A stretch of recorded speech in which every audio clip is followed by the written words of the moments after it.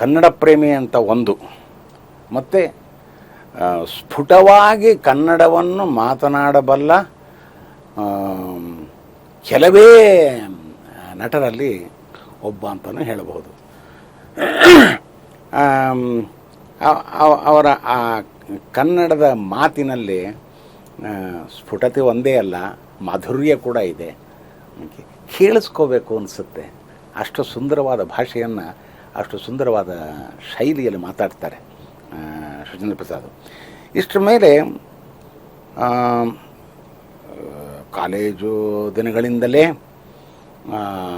ಒಳ್ಳೆಯ ರಂಗಕರ್ಮಿ ಅಂತ ಯಾಕೆ ಹೇಳ್ತೀನಿ ಅಂತಂದರೆ, ಅವರು ಬರೀ ನಟನೆ ಅಷ್ಟೇ ಅಲ್ಲ, ಹಿನ್ನೆಲೆಯಲ್ಲಿ ಸಾಕಷ್ಟು ಕೆಲಸಗಳನ್ನು ಮಾಡಿರುವಂಥ ಅದ್ಭುತ ಪ್ರತಿಭೆ. ಈ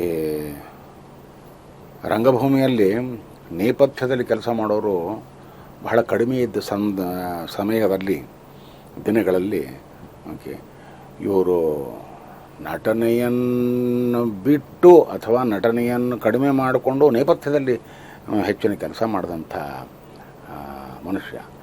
ಆ ನೇಪಥ್ಯದಲ್ಲಿ ಕೆಲಸ ಮಾಡಬೇಕಾದ್ರೆ ಒಂದು ಎಕ್ಸ್ಟ್ರಾರ್ಡಿನರಿ ಕ್ರಿಯೇಟಿವ್ ಎಲಿಮೆಂಟ್ಸ್ನ ತರುವಂಥ ಚೈತನ್ಯ ಇದ್ದಂಥ ಮನುಷ್ಯ. ನಾವು ಹಿಂದೆ ಸೃಷ್ಟಿ ಅನ್ನೋ ಒಂದು ತಂಡ ಇತ್ತು. ಈ ಎಕ್ಸ್ ಕಾಲೇಜ್ ಸ್ಟೂಡೆಂಟ್ಸ್ ಎಲ್ಲ ಸೇರಿಕೊಂಡು ಮಾಡಿದಂಥ ಅವರು ಒಂದೆರಡು ಅಂತರ ಕಾಲೇಜು ನಾಟಕೋತ್ಸವಗಳನ್ನು ಮಾಡಿದರು. ಆ ಸಂದರ್ಭದಲ್ಲಿ ಶಚೀಂದ್ರ ಪ್ರಸಾದ್ ಮಾಡಿದ ದೊಡ್ಡ ಕೆಲಸ ಅಂತ ಅಂದರೆ, ಆ ಒಂದು ಕಾರ್ಯಕ್ರಮಕ್ಕೆ ಬಹಳ ವಿಶಿಷ್ಟವಾದ ಸ್ವರೂಪವನ್ನು ಕೊಟ್ಟಿದ್ದು ಒಂದಾದರೆ, ದೊಡ್ಡ ದೊಡ್ಡ ಮನುಷ್ಯರನ್ನು ಬೊಂಬಾಯಿಯಿಂದ ಬೇರೆ ಕಡೆಗಳಿಂದ ಇಲ್ಲಿಗೆ ಕರೆಸಿ ಅವರಿಂದ ಆ ಕಾರ್ಯಕ್ರಮಗಳ ಚಾಲನೆಯನ್ನು ಮಾಡಿಸಿದಂಥ ಮನುಷ್ಯ. ನನಗೆ ಜ್ಞಾಪಕ ಶಕ್ತಿ ಸ್ವಲ್ಪ ಕಡಿಮೆ ಆಗ್ತಿದೆ.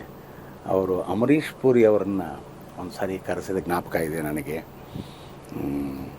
ಹಾಗೆ ಸಂಪರ್ಕಗಳನ್ನು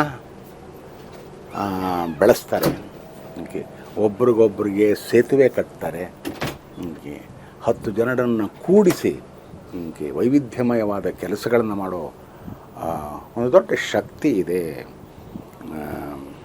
ಶಚೀಂದ್ರ ಪ್ರಸಾದ್ಗೆ. ನೋಡಿ, ನನಗೆ 76 ವರ್ಷ ಆಯಿತು, ಅವನಿಗಿನ್ನೂ 45 ಆಯಿತೋ ಇನ್ನೂ ಇಲ್ವೋ. ಆದರೆ ಅವರ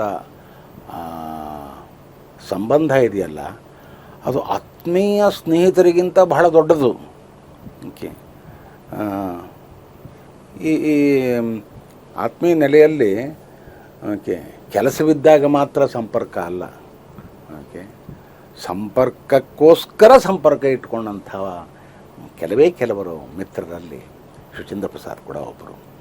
ಹಾಗಾಗಿ ಅವರ ನಾಟಕಗಳನ್ನು ಮೆಚ್ಕೊಂಡಿದ್ದೀನಿ, ಅವರ ಕಾರ್ಯಕ್ಷಮತೆಯನ್ನು ಮೆಚ್ಕೊಂಡಿದ್ದೀನಿ, ಅವರ ರಂಗಕರ್ಮದಲ್ಲಿ ಅವರನ್ನು ತಮ್ಮನ್ನು ತಾವು ತೊಡಗಿಸಿಕೊಳ್ಳುವ ಅಪಾರವಾದ ಶಕ್ತಿಯನ್ನು ನೋಡಿದ್ದೀನಿ.